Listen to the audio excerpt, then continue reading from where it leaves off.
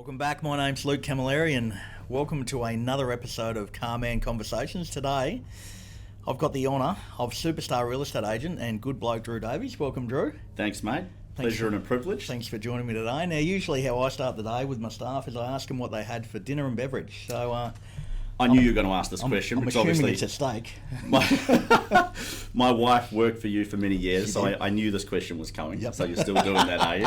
Hasn't changed. Many mate. years later. Hasn't changed. And I'm already embarrassed because I didn't have time for dinner last night, so True. I had 2 glasses of Shiraz. Right, fair enough. Yeah. Fair enough. It counts. It was a big day. It counts. I needed it. Now, tell us a bit about yourself, Drew. I've got some questions that I'm going to hit with you soon, but tell us a little bit of the Drew Davies story, the growing up, and you're from New Zealand. When you arrived to Brisbane and what brought you here, and then to where you are today. Yeah, I'll give you the short version. It's nothing too exciting, but grew up in New Zealand. Very modest upbringing. Spent most of my youth misspent skateboarding. That's pretty much all I did my whole younger years. Worked in architecture for 7 years. Got a bit bored of New Zealand. Decided to try my hand at poker in Las Vegas. Yep. How'd you go there? There were mixed reviews. Yep. Look, I did pretty well. Look, that's a hard gig, right? Yeah. Money management's the biggest thing with any sort of what do you call it, gambling or poker. But look, I spent 8 months there, and that's how I sustained myself. When I decided to leave Vegas, I had a friend who had moved to Brisbane, and he said, "Mate, come stay on my couch." I said, "That sounds like a great idea." His idea of Brisbane was Ipswich, so I ended up sleeping on a couch in Ipswich for good.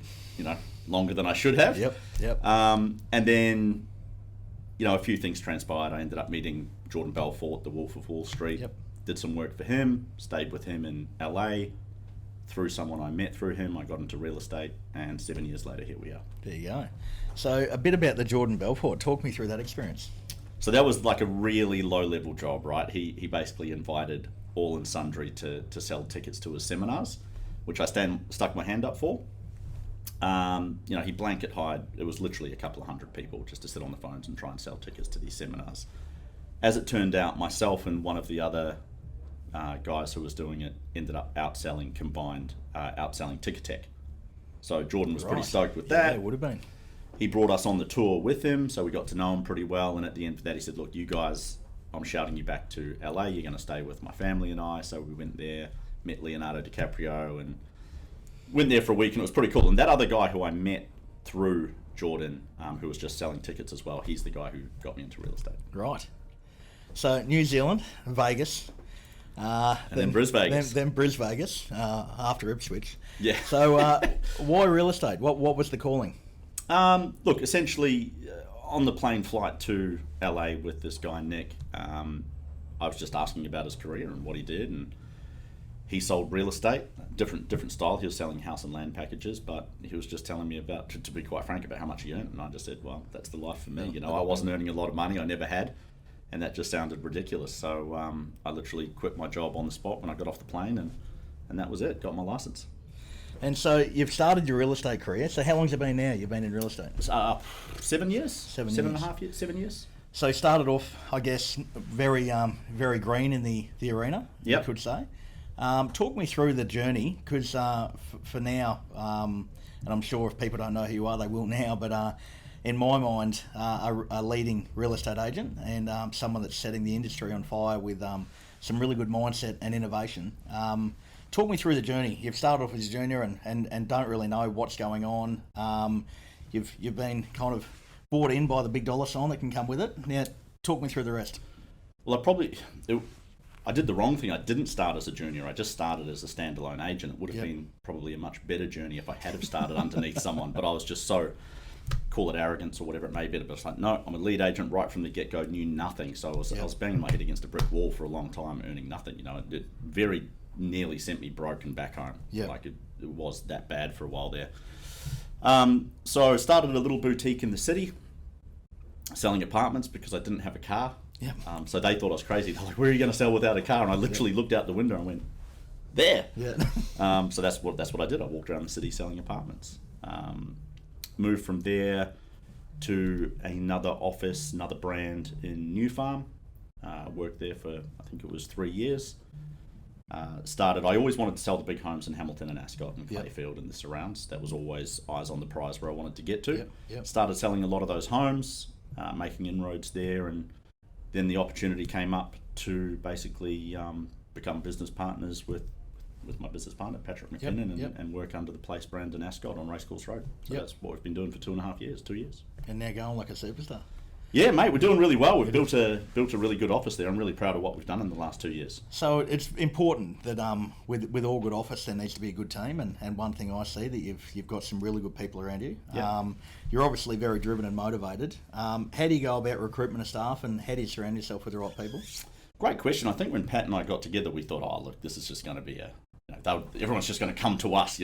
We're cool. We're doing good business. And that's just not how the world works. The world doesn't care. So it wasn't for at least a year where people kind of, everyone was watching and seeing, but it wasn't for a year when people went, okay, these guys are doing a good job, and then the phone started ringing. And we became more of an attraction business then. But it's just getting in front of people. But nothing attracts, good people and good business like doing great work. That's what attracts the people. Correct. I've always been a big believer in, obviously, you've got to roll up the sleeves and do the hard work, but like attracts like. So obviously you've got some good staff that work for you. You're attracting a good audience, obviously, but with that, obviously, in the industry you're in, it's tough. Like automotive, it's tough. You got to be the point of difference. You've done that extremely well through your social media. What was the concept there? Like, obviously you've promoted yourself extremely well. You've got to be different to the rest. What was your model that you went with through your socials? So there wasn't really a model. It was out of necessity, because when I started, no car selling apartments, I had no money. Like, I was living on a credit card. So I couldn't do what everyone else was doing, which was sending out direct letters to people in the letterbox. I literally did not even have that money. So it was out of necessity. Instagram was free, Facebook was free. So I thought, well, here's an opportunity. So it was my way of sort of guerrilla marketing. So that's what I started doing. And look, to be quite frank, I wasn't selling houses, so there wasn't I literally every morning I would get my coffee, I would sit on the steps, and I'd take a photo of my coffee in my hand looking at my socks. That was it.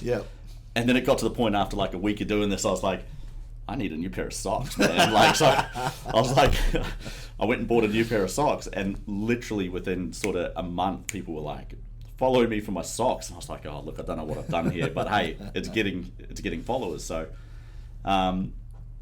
that's how I built a lot of my following to sort of that 5, 6, 7, 8,000 was just, and through that people then learnt I was a real estate agent. Then I started selling properties, and then I transitioned that audience into, like now I probably haven't taken a photo of my socks in 3 years. There's some good ones on today though. Well, people still say to me, they're like, what socks are you wearing? I'm like, oh fuck. So I almost gave away socks altogether for a while. But so long story short, it was born out of necessity. And then it became a way of. There was one instance in 2016 when I was on my honeymoon with my wife. I rolled out of bed. I was in Mexico. Great place to wake up. I get a message. Hey Drew, been following you for a couple of years, or a year, whatever it was at that point. I'd like you to come and list my house. I was going, like, is this what? Anyway, got back to Brisbane, rang him, turned up, and literally he's like, where's the paperwork? He was ready to sign up. That was it, because he felt like he knew me. And he even said, he's like, it's great, you show off at that time I didn't have kids, but he's like, you're proud of your wife, you're always showing what you're doing, you're very real. And that's when that's when it clicked, and I was like, okay, this is a way for me to get in the door and create opportunity without me even knowing it. And even to this day, sometimes I'll go into a house. I try not to bring it up. It's not something I put on a plate straight away. I incorporate it into my business, but then a lot of the times I'll be leaving and they'll be like, "And I love your boys," and I'm like, because that's why a lot of people follow me now. I'm not that exciting, but my 2 boys are. So from what you can see, and I know you, but through your Instagram, what you see is what you get.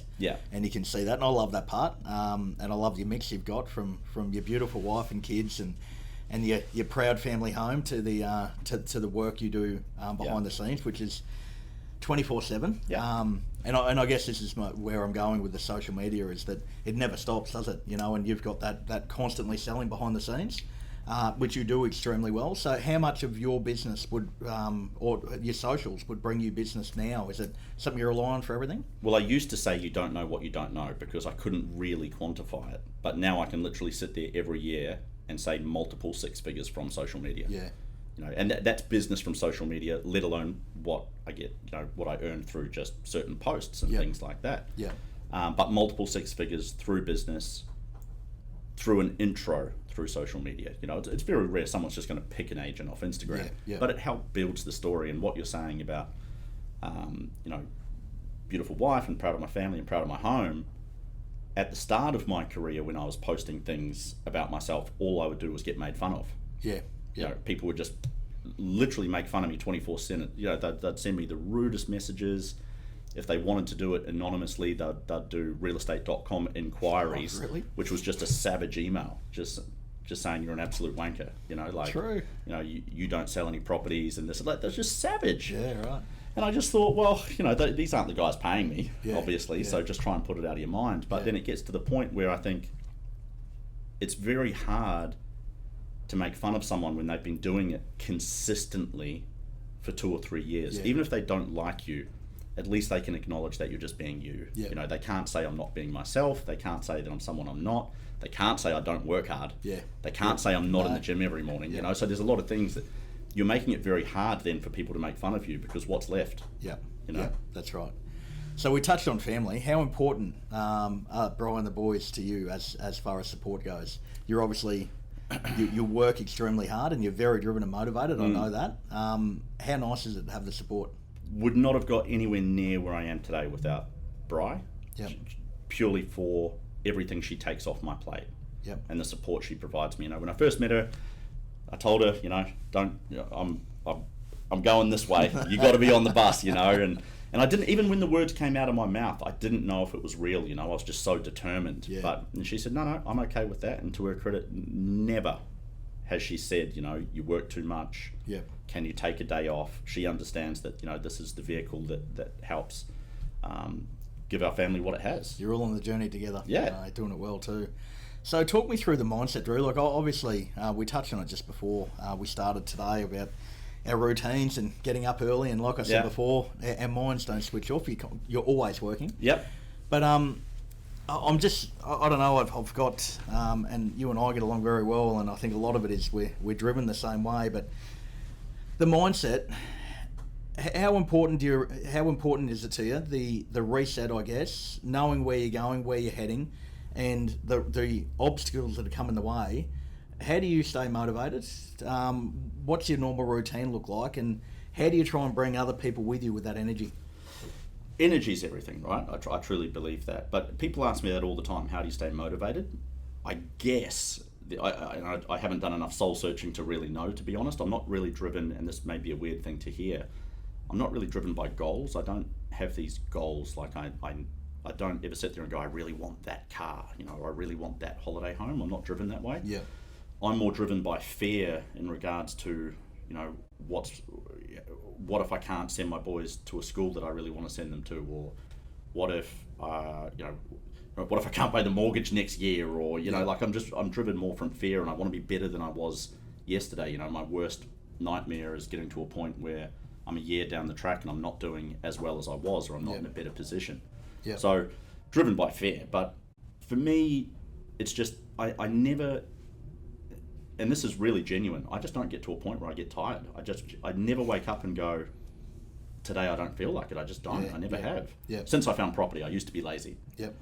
But I wake up every day and I'm like, let's go.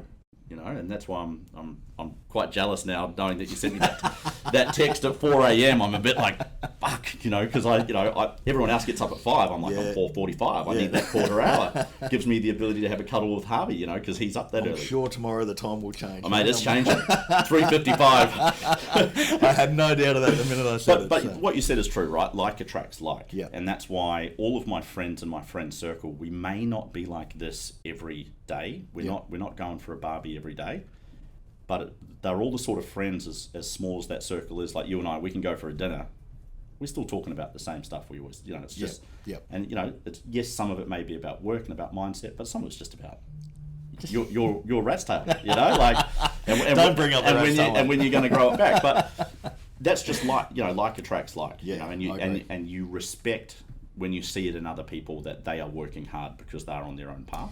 Yeah, I agree with that. So, and again, we were talking about it before, and a big thing for me is growing the network, and I'm driven and motivated by success, and by people and watching success stories and hard work. Love what you're doing. I think you do a fantastic job by it, but I've just noticed through that social media and the arena, we seem to be connected through a lot of people, and that networking it is today, it's so important, of the trust, you know, and the referrals that I'll get that may come through you, or it could be a finance broker that knows both of us, and the trust and elements built in there, and you're right, the like attracts like. Every one of these people that seem to, it comes an introduction, they're all the same, you know, and they've all got their story, and they're in their little pocket of hustle, and get the job done, and that's what drives me. And I think you do, I guess, in that arena that you're in, and I look at it, it's tough, but you set yourself as a point of difference, and doing a really good job currently at the moment, or you have been for some time. But again, I think it's the people that you're surrounded by that are giving that drive, you know, and especially me now that you know that I get up even earlier in the morning to push it that bit harder. So well, that's the thing, and you're exactly right. So it's not driven by the amount of relationships you have, right? The trust factor. It's driven by the depth of those relationships. Yep. There's two types of people. There are the people out there that are trying to connect everyone with everyone because they think they're clipping a ticket here and there. Yep. And then there's you, for instance, like when I send Olivia, you know, when she's looking for a car, I say to her, you should go and talk to Luke. That's all she needs because of the trust that I've built with her. All I say is, Luke will look after you. You don't need to worry about, is this price better than this, or just go and talk to Luke. He won't steer you wrong. She walks out with the car. She's never been happier. Because she and she doesn't have any questions in her head, because she knows if I'm telling her to go see you, she's going to be looked after. It's a really good point you make. A really good point. In one of my podcasts, I talk about the relationships with people, whether it be around cars or real estate, or you've got your doctor you go to, or your dentist. It's relationship, isn't it? You know, so you can't have it any stronger. Now, a couple more questions for you, Drew, just around real estate while we're on it. So, market's a bit different at the moment. It's pumping. How long do you think you'll sustain what you're in now?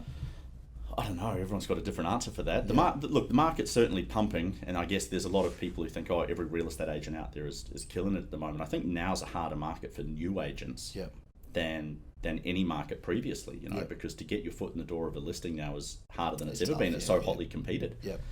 So that's what we try and do with our business, for instance, is we try and create, or what we've tried to create at Place Ascot is more of sort of a lead generation factory for our agents. Whether that be walk-ins, because we're on Racecourse Road. A lot of those people still walk Racecourse Road. Believe it or not, we still get a lot of walk-ins. You know, we're the principal sponsor of Ascot State School. You know, that generates a lot of leads as well. So we're just trying to create an environment in that office where even new staff can come in and they know they're not going to be left empty-handed. You know, they're at least going to be put on signs with other agents. Or, you know, there's a constant flow of leads. So that's what we're trying to do there.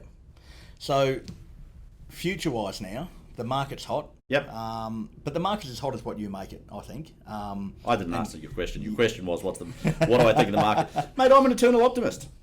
Eternal optimist. It's certainly, I don't see the market going backwards in Brisbane. The flow of buyers we've got coming from Melbourne at the moment and Sydney is, no, we're talking 2 properties in the last week we've sold sight, and this is just my team, not the office, sight unseen. Cash, unconditional. You know, they haven't even seen the property. We're talking properties well into the 2 millions. You know? It's insane because they view it as cheap. Correct. Absolutely. So I think the market, I'm the same from an automotive industry. I don't think it's going to change anytime soon. And again, it's what you make of it, isn't it? You know, and you set a benchmark, and there's no way in the world that we're going to go backwards from where we are and be happy with it. So you find it from somewhere, don't you? You know, so moving forward now, Drew, what can we expect to see in the next 2, 3, 4, 5 years for Drew Davies? I guess the answer is always growth. Look, I'm big on growing our office and growing the staff that we have there. We've got 27 now. I think that'll grow exponentially over the coming year or two. Growing our database, especially the database of interstate buyers, that we already have a lot of them there, you know, but nurturing and growing those because a lot of them are becoming repeat purchases. and growing the brand, both personal for myself and the business. So just growth in all those areas, and trying to get to the gym every day. It'll continue, mate. Yeah, let's see. 100 days. Let's see if we can make the 100 days. I look forward to that journey. I look forward to watching. We're up to 25. You're doing good, mate. You're doing really well. Well, thank you very much for joining us, Drew. You're a great family man. You're an excellent role model for your young boys and the family. Your motivation you deliver from your mindset with your drive and motivation is infectious, and the personality to go with it. And I think you're doing a fantastic job. I'm glad that we've aligned, and we have an excellent relationship. But yeah, all the best for the future for you, and thank you very much for joining me on Car Man Conversations today. I appreciate you having me on, mate. Thank you, mate. And I actually forgot to congratulate you on your engagement. Thank you. Jess. Thank you. How good? Yeah, it was a good surprise, mate. Yeah, so, very nice. Caught her off guard, and she had no clue. So that's the most important. Awesome. So, yeah. No, thank you, mate. Cheers. Thanks very much. Well, what an amazing episode that was, and definitely an inspiration. With Drew Davies, you're a motivator, Drew, and you've definitely set a great legacy for the family, and your career is just going in leaps and bounds. And if you'd like to follow Drew's career and his journey that little bit further, we'll leave the links to his socials in the description below.